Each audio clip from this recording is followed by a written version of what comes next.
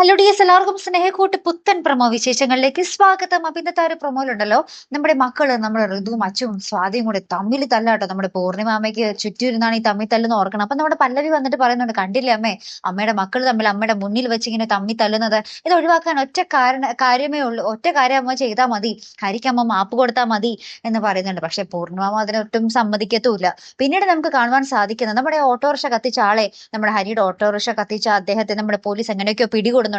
ശേഷം അദ്ദേഹത്തെ ഇങ്ങനെ ജയിലിൽ കൊണ്ടുപോയി ഇങ്ങനെ ചോദ്യം ചെയ്യുമ്പോൾ അദ്ദേഹം പറയുന്നത്, പൂർണിമ ടെക്സ്റ്റൈൽസിന് ഉടമയായ പൂർണിമയാണ് എന്നോട് ഇത് ചെയ്യാൻ പറഞ്ഞത് എന്നാട്ടോ.